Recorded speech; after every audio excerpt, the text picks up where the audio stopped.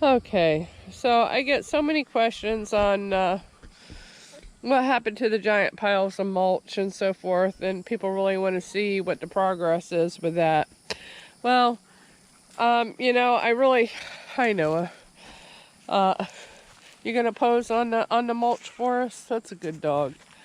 Um, I sort of have, not jumped on making this video due to the fact that not exactly proud of this, but a lot of it has remained where it's at.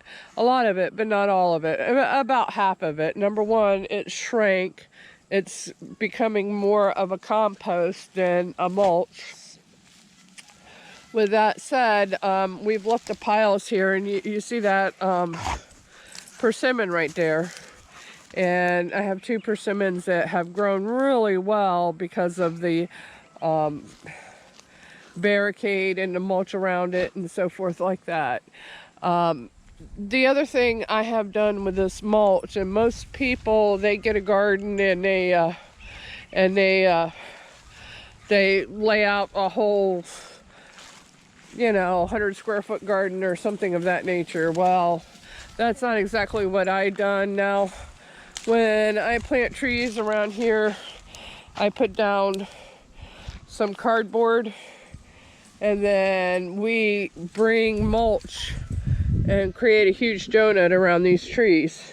Now, it doesn't look like a huge donut around these trees right now, and I have to say, doing it this way, the mulch really dissipates.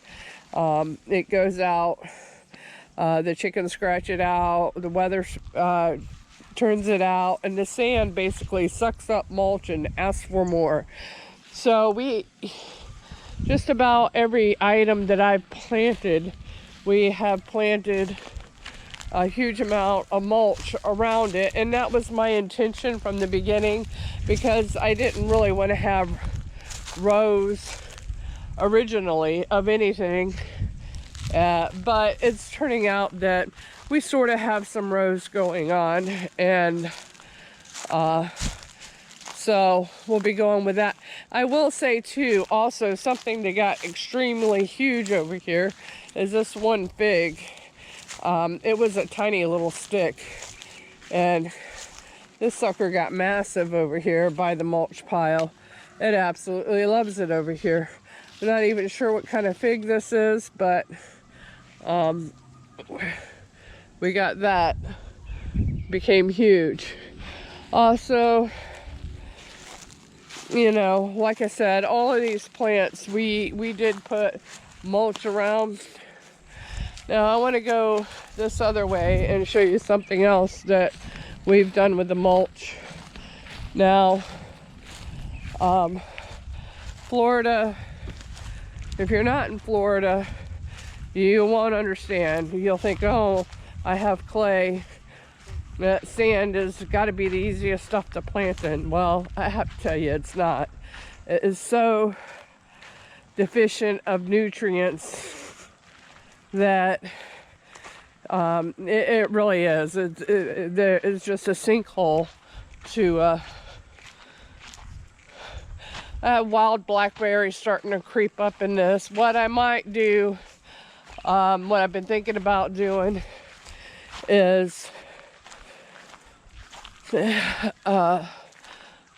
spreading some of this out. We've got a huge dip in the land over here, so it might be a good area to go ahead and spread it out and make our land a little more flat in this area. So the other thing I really kind of wanted to brush upon is, in life, I try and figure out where I'm at with this YouTube thing and what's my angle. Everything has been taught and said, it seems like. So, and here again, here's some more areas where I put mulch piles to start figs, and they've just dissipated. So I have used it, but not in the way that you've seen other people do it. Not in one large area. But yeah, so I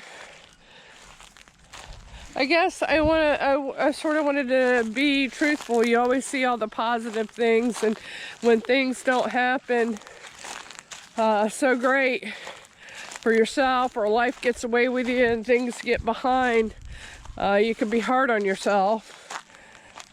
And so things don't always turn out as you plan, you know, I mean, but you got to go with it. And I guess that's really my angle, is sort of hope to inspire. I'm an older person.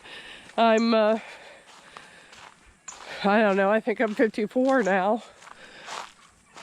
Trying to just now realize and chase my dream. So, I guess, you know, this year my son passed away and so forth, and but you know, we took on this fencing project that became more important, you know. So things don't always go as you planned. And here's really another project that sort of came and went, and I wanted to show that to you also, that we done with the mulch. These planters here, right here, last year I planted a bunch of vegetables in there, and we got tons of, yeah, see the weeds gone wild over here. So we got a bunch of mulch and filled all of these beds with that. And I grew things like corn and so forth. Corn and carrots, and experimented with a few other things. But the weeds got nuts in between here. Even though we put down cardboard and mulch, the weeds got nuts. And we couldn't use a weed whacker because the cloth beds are falling over. It wasn't the best idea. So there you go. Not all things work fantastically for you as they do for other people. Right here we have a wild sweet potato that showed up. And then I also have this right here. Look at how big this sucker is. This is a wild beauty berry. So they'll have electric purple berries on them towards the end of the year. But so I guess that's really the point, or the enlightenment with my age. Don't see a lot of people my age doing this sort of thing. I just thought that maybe, you know, just because life gets away, you know, away from you, the wisdom to keep on going, and also the relief that it's not just you that things don't work out perfectly for.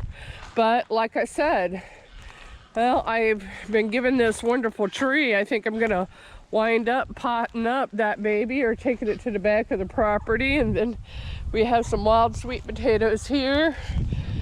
And I don't think I planted this, because if I would have planted it, I would have planted one that went red or something. I think it's just wild aramis, but we'll feed that to the birds or whatnot. So, you know, I'm very thankful for what I do have.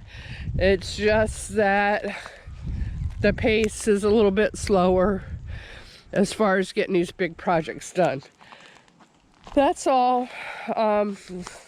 Sorry I didn't show you the Garden of Eden.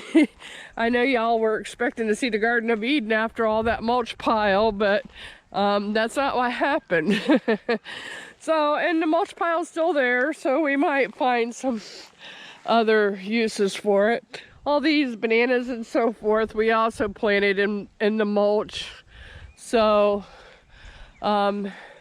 we continue to use it on and on and on throughout the property. Anyhow, I hope that answers your questions.